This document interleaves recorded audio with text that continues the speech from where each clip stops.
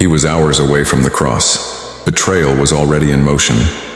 And yet in that final night he did not speak about his own fear. He spoke about yours.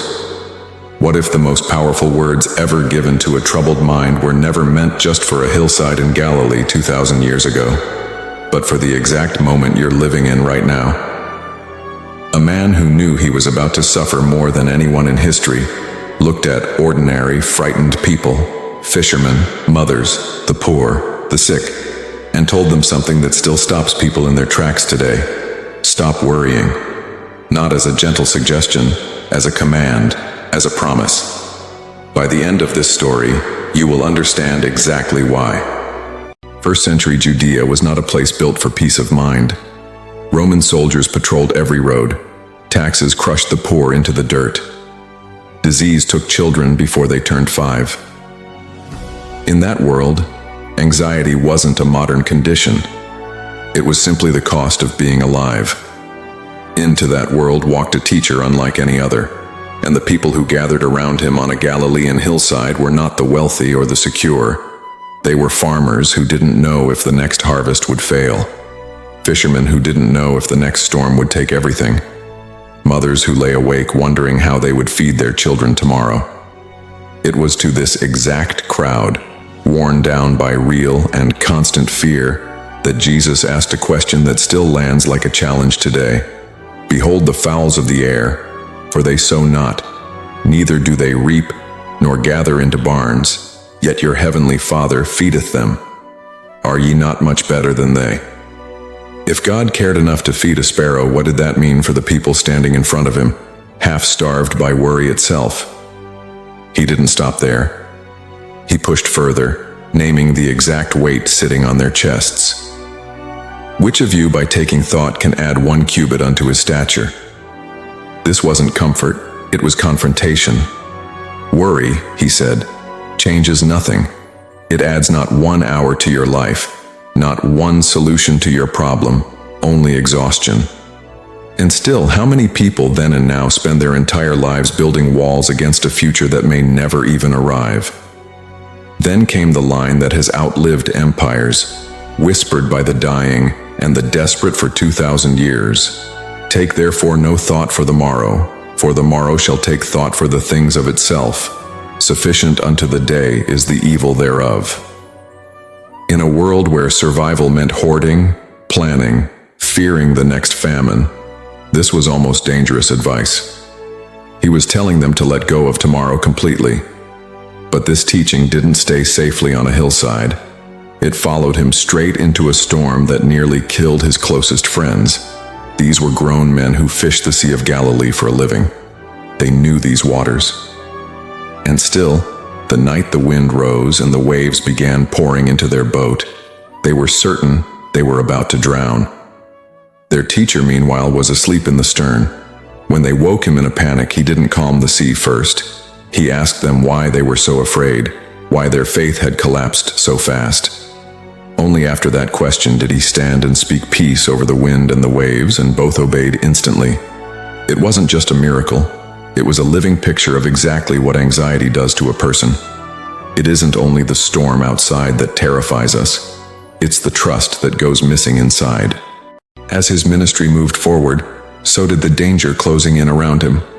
He knew exactly where the road was leading, and yet, on his final night with his closest followers, knowing betrayal was already set in motion and death was hours away, he did not spend that night comforting himself.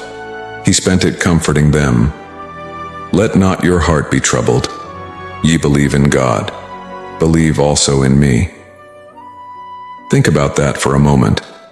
A man staring directly at unimaginable suffering chose, in his final hours of freedom, to calm the fears of everyone around him first. He promised them something Rome could never manufacture, and no empire could ever offer. Peace I leave with you, my peace I give unto you. Not as the world giveth, give I unto you.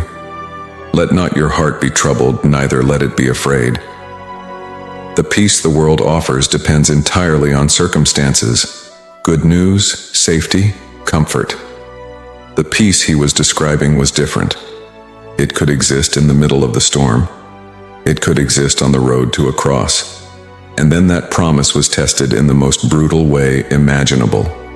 Alone among the olive trees of Gethsemane, hours from arrest, he did not perform calm for anyone watching. He was in real anguish, described as sweating drops like blood, praying that the suffering ahead might somehow pass from him. This was fear in its rawest, most human form, carried by the very man who had spent years teaching thousands of people not to be afraid. And even there, trembling, he did not run.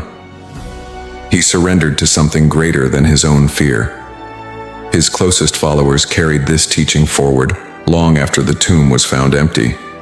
One of them, writing years later to believers who were being hunted and persecuted for their faith, reduced the entire teaching to one simple instruction: be careful for nothing, but in everything by prayer and supplication with thanksgiving let your requests be made known unto God, and the peace of God, which passeth all understanding, shall keep your hearts and minds. Another wrote to scattered believers enduring suffering they had no power to escape: casting all your care upon him, for he careth for you. Even centuries before any of this happened, a psalmist had cried out the very same trembling truth from the depths of his own despair. Cast thy burden upon the Lord, and he shall sustain thee. The thread runs unbroken, from ancient poetry to a hillside in Galilee, to a boat in a storm, to a room hours before betrayal, to a garden of real anguish, to letters carried across the ancient world. In this story, anxiety was never mocked as weakness. It was met again and again with the same defiant offer: hand it over, and it will be carried for you. So here is the question worth sitting with tonight. Was this a man who never knew real fear, handing out comfort from a safe distance? Or was he someone who wept, who trembled, who bled sweat in a garden alone, and still chose to walk forward anyway? That may be exactly why these words on anxiety have outlasted every empire that tried to silence them. They were never spoken from safety. They were spoken from inside the storm itself. If any part of this reached you tonight, you are far from alone. Millions of people are lying awake right now with the same racing thoughts, the same fear of tomorrow that gripped that crowd on the hillside 2,000 years ago. But the most tested minds in history didn't find peace by escaping the storm. They found it by facing it, held by something steadier than fear. If this gave you even 1 minute of peace, share it with someone who needs to hear it tonight. Subscribe for more real history, real faith, and real hope. And before you go, tell me in the comments, what's the one worry you're ready to hand over today? Someone scrolling through these comments right now might need to read your answer more than you know.